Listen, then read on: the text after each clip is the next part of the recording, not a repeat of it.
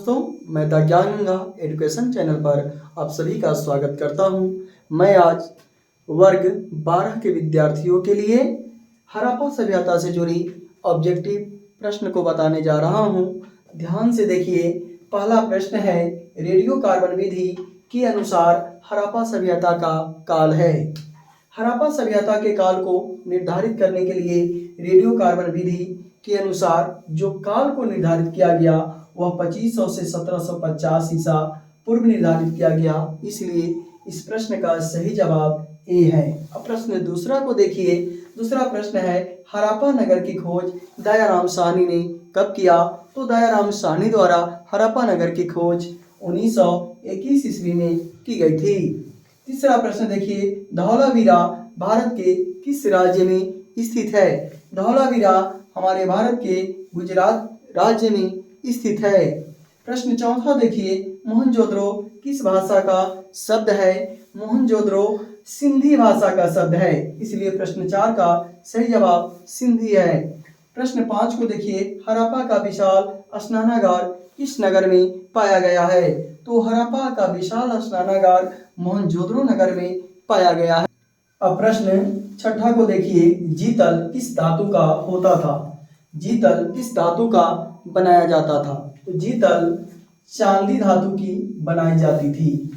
7वां प्रश्न देखिए, पुरातत्व के अंतर्गत निम्न में से कौन सा एक नहीं आता है? पुरातत्व के अंतर्गत नहीं आने वालों में साहित्य है। पुरातत्व के अंतर्गत आता है अभिलेख, सिक्के और भग्नावशेष, जबकि पुरातत्व के अंतर्गत साहित्य नहीं आते हैं।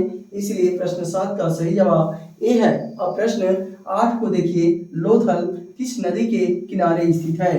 तो लोथल भोगवा नदी के तट पर स्थित है। इसलिए प्रश्न 8 का सही जवाब बी है। प्रश्न 9वां देखिए, निम्न में से किसने मोहनजोदड़ो की उत्खनन की थी? तो मोहनजोदड़ो की उत्खनन करने वालों में राखलदास बनर्जी थे। इसलिए प्रश्न 9 का सही जवाब सी है। प्रश्न 10 को देखिए, किस धातु का ज्ञान सिंधुवासी को नहीं था? तो सिंधु सभ्यता के लोग लोहा के बारे में नहीं जानते थे। इसलिए सिंधुवासी को धातु में लोहा का ज्ञान उसके पास नहीं था। प्रश्न 11 को देखिए, हड़प्पा सभ्यता किस युग की सभ्यता है? तो हड़प्पा सभ्यता कांस्य युग की सभ्यता है, चूंकि हड़प्पा के लोग कांसा का आविष्कार कर चुके थे।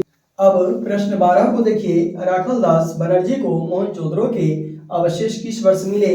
तो मोहनजोदड़ो को अवशेष प्राप्त हुआ था राखलदास बनर्जी को 1923 ईस्वी में। इसलिए 12 का सही जवाब सी है, 1923 ईस्वी।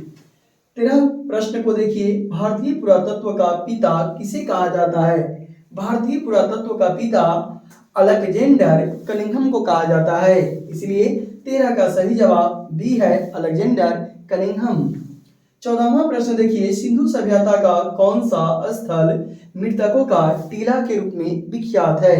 तो सिंधु सभ्यता में मृतकों के टीला के रूप में मोहनजोदड़ो को जाना जाता है। इसलिए मोहनजोदड़ो मृतकों के टीला के रूप में विख्यात है। इसलिए 14 का सही आंसर सी है। अब 15 प्रश्न देखिए, सिंधु घाटी सभ्यता की जुड़वा राजधानी कौन थी?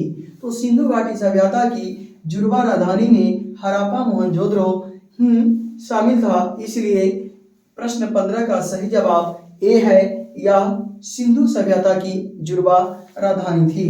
प्रश्न 16 को देखिए, हड़प्पा टीले का उल्लेख सर्वप्रथम 1826 में किसने किया? तो हड़प्पा टीले का उल्लेख सबसे पहले चार्ल्स मैसन द्वारा 1826 ईस्वी में किया गया था।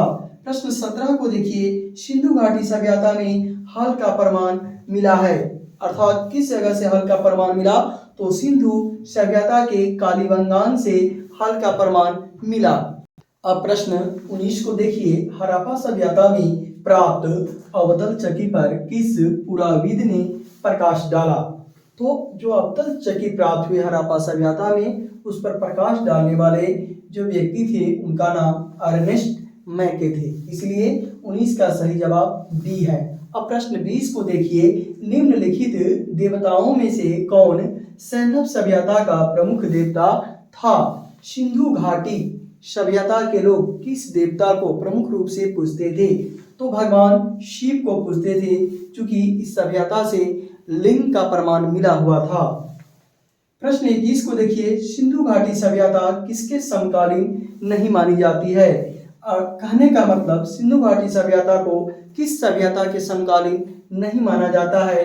तो यह क्रीट की सभ्यता की समकालीन नहीं मानी जाती है। अब प्रश्न 22 को देखिए, कलकत्ता में एशियाटिक सोसाइटी की स्थापना किसने किया था? कलकत्ता में एशियाटिक सोसाइटी की स्थापना विलियम जोन्स ने किया था। इसलिए प्रश्न 22 का सही जवाब डी है। अब प्रश्न 23 को देखिए, हड़प्पा सभ्यता का प्रशासन था। हड़प्पा सभ्यता में किस प्रकार के प्रशासन कार्य करते थे? पहला राजतंत्रात्मक, दूसरा लोकतंत्रात्मक, तीसरा नगरपालिका जैसा और चौथा गणतंत्रात्मक। तो इतिहासकारों के अनुसार हड़प्पा सभ्यता के प्रशासन का जो अनुमान लगाया गया वह नगरपालिका जैसा वहां का प्रशासन था। इसलिए प्रश्न 23 का सही जवाब सी है। अब प्रश्न 24 को देखिए, सिंधु सभ्यता में गोदीपारा कहां से मिला? गोदीपारा का जो प्रमाण मिला था सिंधु सभ्यता में, यह लोथल से मिली थी। अब प्रश्न 25 को देखिए, सिंधु सभ्यता में नृत्य करती हुई लड़के की मूर्ति कहां से मिली?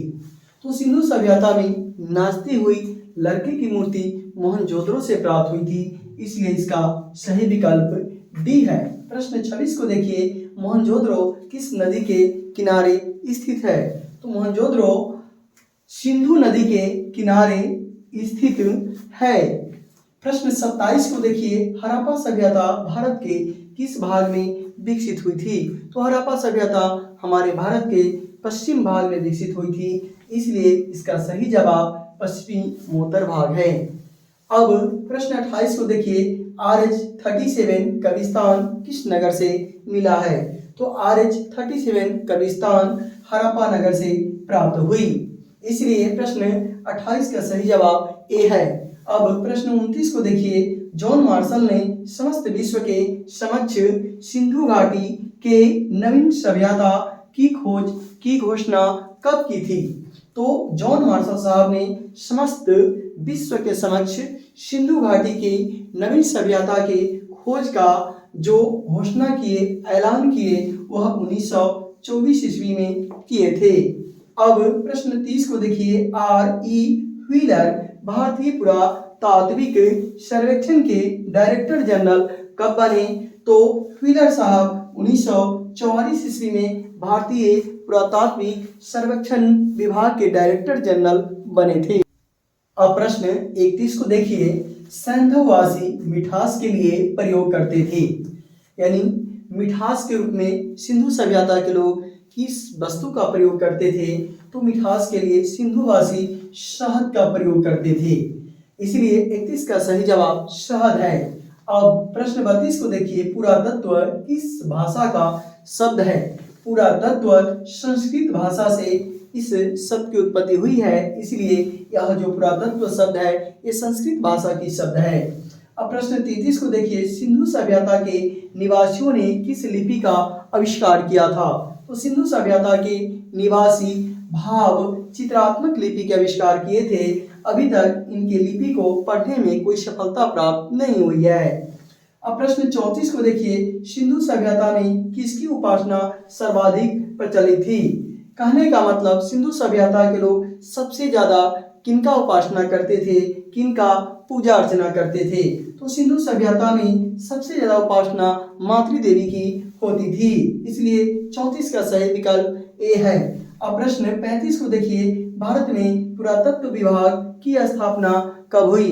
तो भारत में पुरातत्व विभाग की स्थापना 1861 ईस्वी में हुई थी। अब हम देख रहे हैं कि हड़प्पा सभ्यता से जितने सारे ऑब्जेक्टिव प्रश्न को हम लिए हैं ये सर्वाधिक महत्वपूर्ण प्रश्न माने जाते हैं। इसलिए 2023 बोर्ड के विद्यार्थी खास करके आप लोग इन प्रश्नों को सावधानीपूर्वक पढ़िएगा और आशा है कि अधिक से अधिक क्वेश्चन हड़प्पा सभ्यता से आपको इसी से मिल जाएगी।